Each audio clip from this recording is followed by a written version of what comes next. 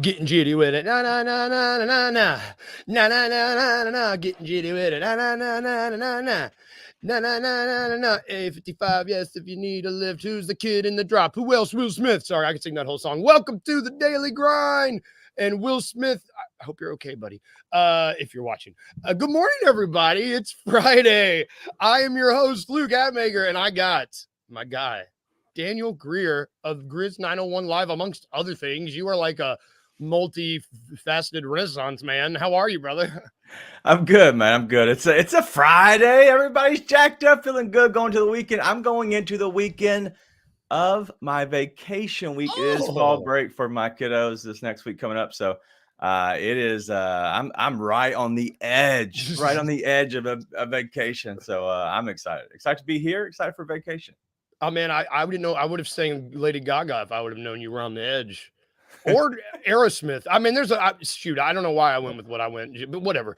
Jitty, for those of you just joining us, I sang Jitty because Jitty saw a lot of action last night. We're just going to jump right into it. Good morning, King Meese. Good morning, Wayno. Good morning, Rusty. Good morning, Black Ninja DJ. Good to see all of you. Good to see all of you. Grizzlies lost last night. It's a preseason game. One tier. That was, speaking of Will Smith, master of the single tier. Did anything, I don't know, it's preseason. Did you watch the game? Let's start there. We were able to watch this one because it was broadcast and not only on the radio. Yeah, so I watched some. Listen, I was not dialed in to see everything. I did see enough of what I wanted to see. Like when I'm watching the game, I'm seeing like, what is the new offense? Is there any kind of motions that we're seeing that's different than maybe that we've done in the past? And obviously the answer is yes. But like, what are the other guys doing? And I watched a good majority of it, but I wasn't like dialed into every play like I will be during the regular season. But all in all, I think they look fine. They obviously look rusty. They obviously are trying a new offense, and there's a lot of young guys out there. So that's a recipe for disaster, 100%. So it is what it is. Yeah, I mean, we were playing the team we rolled out yesterday was similar to the team that we rolled out a lot last year. You know, a lot of young guys, like a lot of two-way guys. I mean, Jay Huff was the best guy off our bench. You know, he looked good. He looked really good. You know, like I remember when we signed him and we were looking. I mean, the stats, the advanced stats, all said he was a good player, but he looks like to be a very solid backup big, like a true big too. He's over 7 feet, if I believe. If I remember 7'1". You know, like that's awesome. Hey, last night, what I saw in the game, we had a 7'4" guy in Zach Edey. We had a 7'1" guy in Jay Huff and a 5'8" guy in Yuki, all on the court at the same time. And it was beautiful. Terrible basketball, but it was beautiful as a fan to watch it because it was funny. You say beautiful. I say confusing. My depth perception was like, what is happening? You know, it's real 7. I don't know if you know this, but 7'4" is really tall. Like you're tall, man. You're 6'4", right? You're taller than myself. Yes. Imagine someone a foot taller than you. Pretty big guy. Pretty big dude. Pretty big guy. There were, who else? I mean, I want to talk about Santi, if that's okay with you, because this is the way that I'm viewing preseason is let's see what you know, like continued Santi looks like, because I imagine we're going to have to, in these early bits of the season, till we get Vince back, till we get Gigi back, one of these dudes is going to be seeing extended minutes, I imagine. Santi appears to be I don't want to say front runner, but like Santi's the guy that's been on this team the longest, has been understands the team the longest, and it looks like he's who they're giving the most leash right now. Do you see? Yeah, I just said it's ruined Wayno's day, to be perfectly honest. I'm a Santi fan. You and I have talked about Santi before. Like, do you like what you've seen, or you think this is extending what the summer was for him with the Olympics? I think what we're seeing is, and he even made a comment, I believe it was to DeMichael Cole, I believe is what the interview was, but they were talking a little bit about the offense, and it's not the, go and the spacing of the NBA court is you have to have somebody in that short corner. You do. And just because you got to have enough spacing. Well, a lot of it was go there and stand. Well, I don't know if anybody's seeing the offense, and this is going to go back to Santi, but what they're going to the same spots, right? But as you see a drive, what happens is it's a filter, okay? So the short corner dives into the goal, And then usually that top guy will kind of fall down a little bit to not the short corner, but like the mid corner, if that's a spot everybody would understand. And so what that does is it allows you to know as a driver, you know that you have somebody into the dunker spot that's coming. So he's coming with speed, an alley-oop, a dump off. You already have speed. You can get up and obviously get a layup or a dunk, or you have somebody you know that's going to be there for a kick out. Mm-hmm. And that's important is because when you get in trouble and you get up for whatever reason, you got to be able to know where your guys are going to be. So they're learning that motion. And then the other side, they're usually staying, but you know, then you more than likely you have 4 people, you know where they're going to be if you're driving. And so that's the offense. It's kind of it's a slash and pop out, slash and go, slash and dump type offense. But I love the options. Yes. And Wayne was saying all about the options. And that's what they're learning is where to fill. And so Santi will be good because of that, because he can be a guy who's in the short corner that can make that shot. But he's also a guy that can dive, catch a ball, get up quick, because he is, I think he's 7 foot. If not, he's really close to close, it. 6'11", maybe. So he can get up in a nice little layup. So I think this offense benefits Santi the most, just in my opinion. I completely agree too, because if there was anyone that I recall just standing in the corner and waiting more, it was him. He did it a lot. And granted, that's because he was able to catch the ball and it'd be gone immediately. Like, I get it, but I don't think he was throwing shade anybody's way. I just think he's like, look, I went from doing this a lot. Now I'm doing this. I completely agree.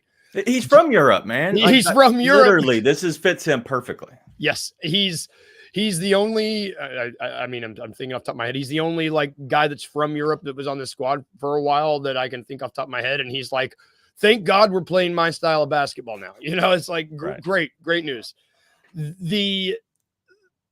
Going to Jalen Wells, I would say he's another guy I wanted to talk about. He dropped, I don't want to say dropped down to earth. He was just on fire shooting on, I guess it was Monday, Tuesday, whenever that game was. And he only made 1 3. Okay. Yeah. Okay. I'm with you. It's just, he's getting a lot of runtime now, I imagine, because I mean, we're not even seeing Cam Spencer, who I think we will be seeing a lot of once he's healthy. Do you think that do you see Jalen Wells getting extended minutes? I guess I should ask once the regular season starts and everybody's healthy. No, but I do think that he has a chance when given the time to go on the court. Yes. What matters to me, it's not the shooting. Shooting comes and goes. Okay. Yes. But let me just explain to you. All right. He did go 1 of 4 last night, but you know what else he had?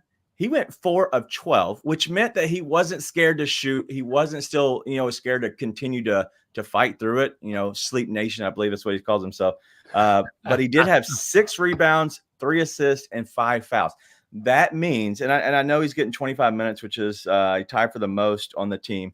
But what that means is if he can't get it going behind the perimeter, he's still going to affect the game. And that's what I look at is if you're just a volume shooter, which I think Luke Kennard is, and I've never been a big Luke fan.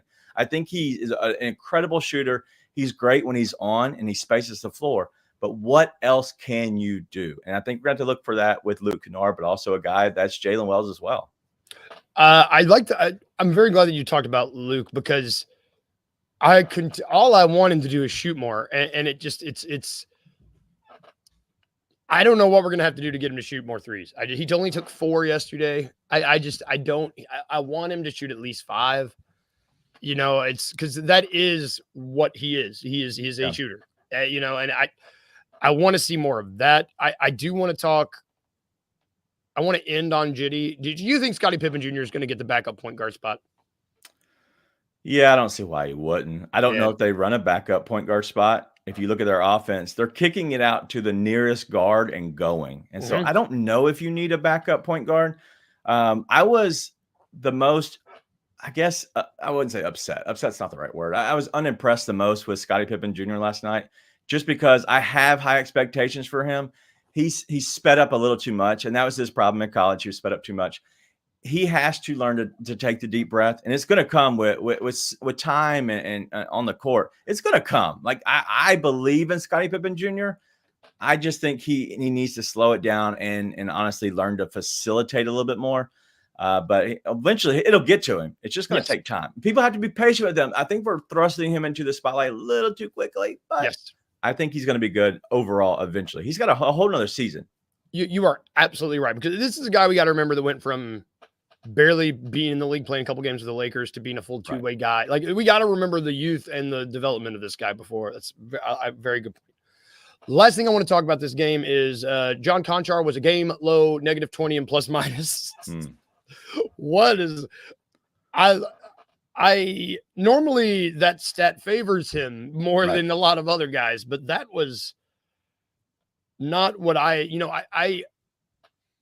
this is a season where Jitty is going to have a lot of opportunity, I feel like, to do something, do more, and I would like to see more. If he's going to play 23 minutes, I'd like to see a little bit more, but he's not going to be playing 23 minutes. We need to remember that. This is preseason. Yeah.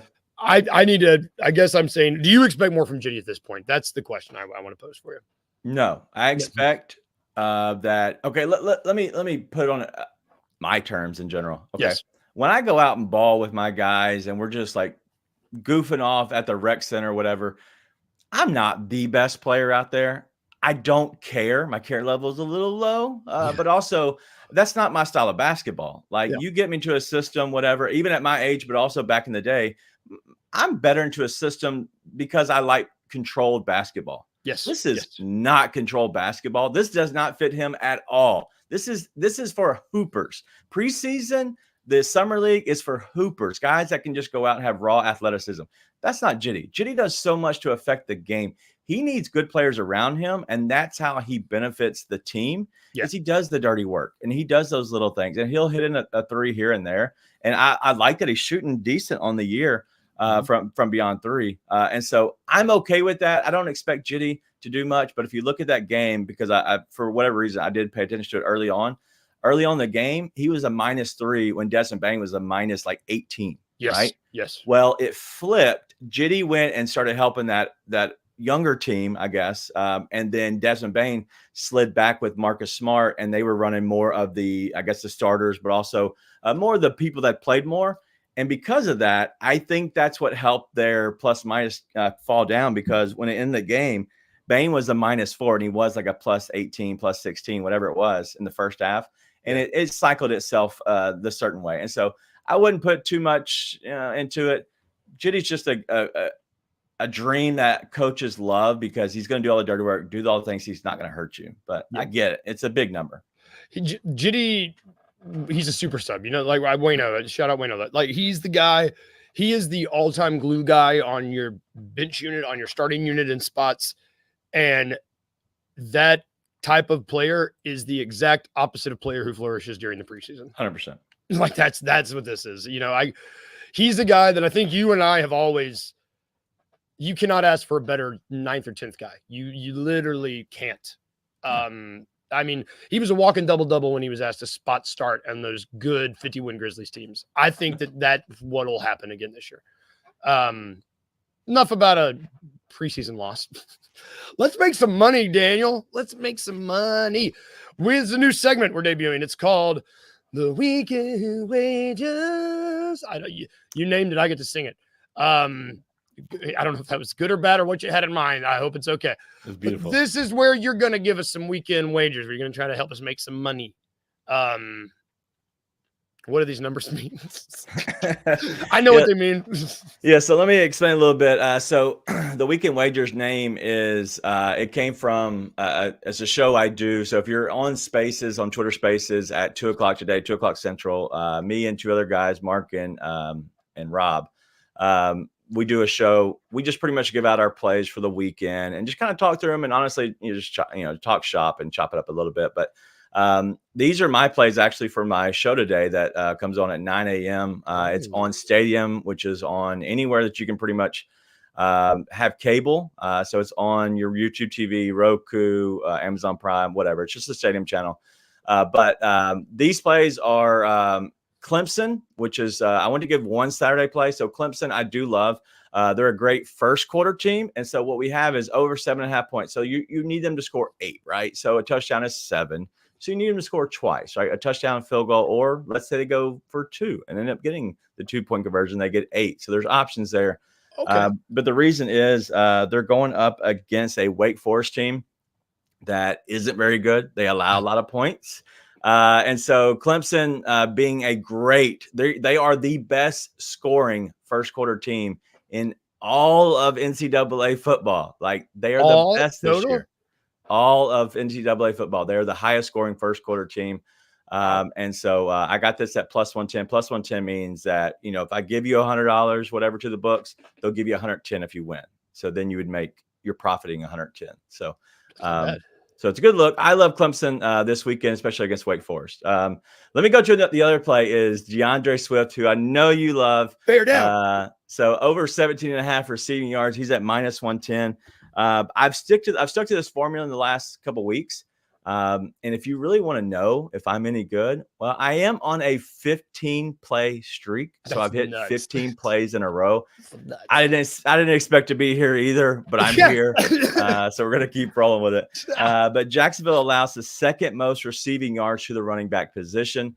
DeAndre Swift has continuously gone over this the last couple of weeks. Once Caleb Williams slowed the game down and he wasn't hurting himself, if anybody knows about football, you need the play action pass, right, Luke? So, oh my God, you're put it in the belly, take it out. Well, the play action pass is back, which is helping them dump off a lot to DeAndre Swift. So, your thoughts on DeAndre Swift? Because I know you're a big Bears fan. I was about to say, man, you could just wax poetic about how the Bears offense is clicking for hours, and I'd just be like, oh my God, just refill my coffee.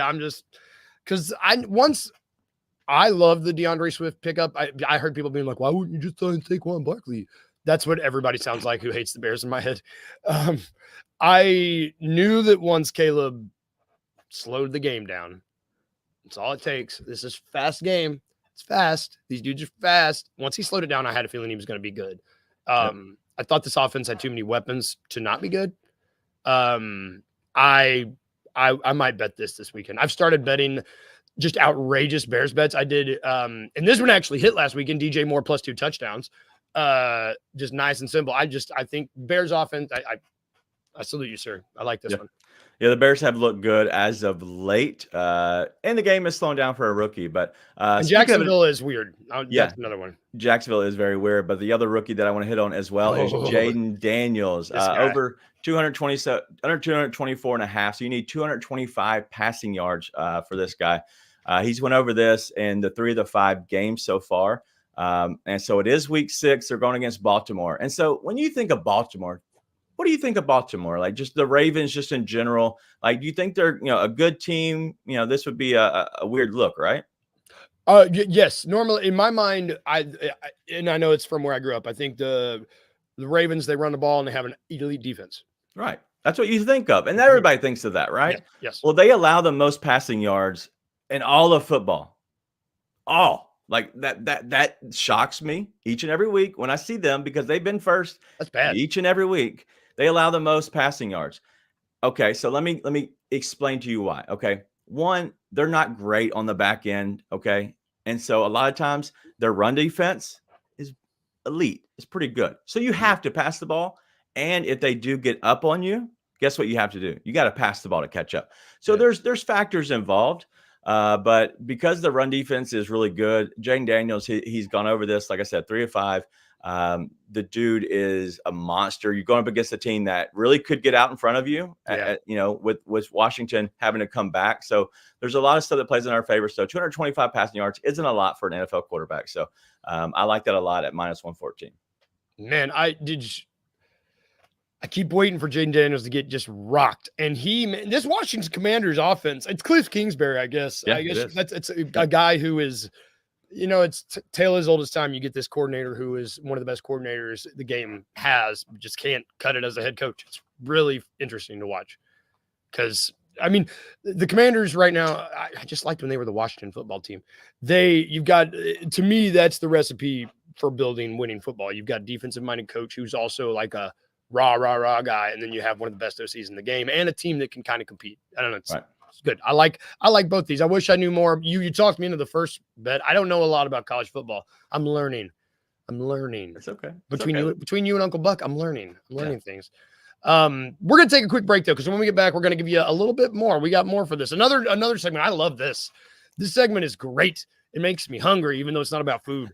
But we are going to take a quick break. And when we get back, we're going to give you some local flavor for the weekend right after this break. This is a question I don't know if you've ever been asked. Was there anyone you ever wanted to dunk on?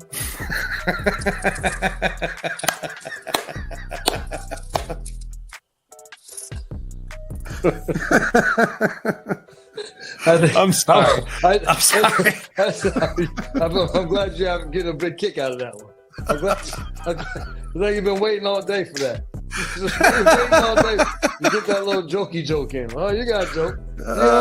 But yeah, I always wanted to dunk in the game. That's what I wanted to do. And it didn't have to be on anybody. I wanted it to be off of a missed shot, like on an offensive rebound, so that everyone's around or in the vicinity when it happened. Did you ever dunk in practice and get overly excited? Yes. and everybody be like, well, are you going to do it in a game? And I'm like, no. Tune in to the Night Court Podcast with your hosts, Rob Fisher and Brevin Knight, on the Bluff City Media YouTube channel.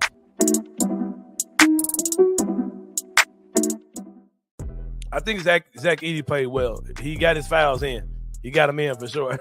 But we saw some flashes of really what he can do. Whether that's setting screens or just blocking shots or just making guys change their mind about shots or just affecting the quality of shots that guys were getting in the game. We saw that a lot. They gotta use him though, man. They gotta be able to find him a little bit. I was about to say they especially the whole first quarter. It was like because I think that lob that y'all had him, that was his first points of the game. So it was like the whole first quarter. I did peep that. It was like I see everybody else attempting 5+ shots. Right. Y'all got to find a way to give Zach Edey something like at some point. Everything was running well last night, right? The offense was flowing well. It's gonna come a stretch of time where they're gonna be stagnant, and at that time, that's when I expect them. Okay, hey, let's run the post play to Zach Edey. Tune in to the Anthony Sane Show Wednesdays and Fridays at 12 p.m. weekly on the Bluff City Media YouTube channel.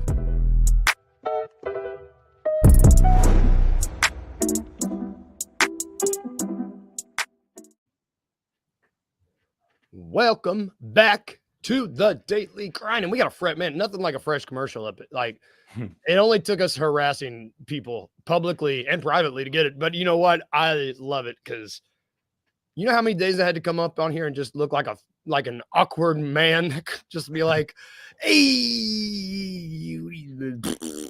Anyway, bloodcitymedia.co. Go subscribe. There's so much stuff. We got Anthony Sane Show. We just saw that. We got Night Court, Grizz 901 Live. $2 Sports Show will be today. No bluffing. That will be Monday. Got a whole bunch of stuff. Go check that out. Also, go check out Jess Benson at Grind City Media. She starts in 1 minute, but wait till we're done, then catch her. You know, the opening will be done over there. Just, you know, we'll be done by then. It's nice little timing. But back to our show. New segment. I love this. It's called Local Flavor. Local Flavor. I got to come up with songs, Daniel. I don't know. We need songs for you. I know. I need to like La Cucaracha. No. Don't cancel me. That's a copyright. That's probably copyright. Crap. I just need to. I'm not a songwriter. You can sing the birthday song. It's over 100 years old, which means that no copyrights exist anymore. So you can do whatever you want then. But my problem is I sing the Stevie Wonder version and I sing it wrong. That's okay. So a little thing about me, everybody, when it's your birthday in my life, you will get an audio message of me singing the Stevie Wonder Happy Birthday that starts out correctly, but then it just goes bad because I don't actually know or remember how the song goes. So just you'll hear it soon. You'll hear it soon. I would sing it right now, but I don't know if it's your birthday. But give us some local flavor. Give us some local flavor. This is stuff that local Memphians, South people, this are people that you will like this weekend. Yeah. So the first game that I tried to look for at first was Mississippi State. They're terrible. I couldn't put them on the screen. It felt bad. They're so bad. So I didn't put them on the screen. They are going against Georgia. They're going to get their teeth kicked in. We're done with that one. We're going to go to Memphis versus South Florida. This game is now going to Camping World Stadium, whatever. It's in Orlando. It's been moved out of Tampa or out of South Florida, wherever they are at. And so it's moved out of that area up to Orlando. Memphis is a 7-point favorite. It scares me. I don't know if I trust them just yet. but they've had less going on in their lives than people from South Florida. And so probably it's not funny. It's not funny at all, but it's the truth. Like, you know, as 20-year-olds, all that stuff affects you a lot. And so, so there's stuff going on. I do like Memphis to cover. If it's me, I'm buying it to 6.5. If I'm a betting person on this game, I'm going to go down to 6.5 that way. If I do win by a touchdown, I'm winning the game. But Memphis or South Florida, a very good game. Memphis needs to keep winning. They lost to Navy, but I think they'll keep winning. Let's go to a Florida-Tennessee game. Everybody around this area seems to be on the Tennessee train. For the most part. It is what it is. Man, as someone who literally had orange beaten into them is like, you know, like I don't know much about.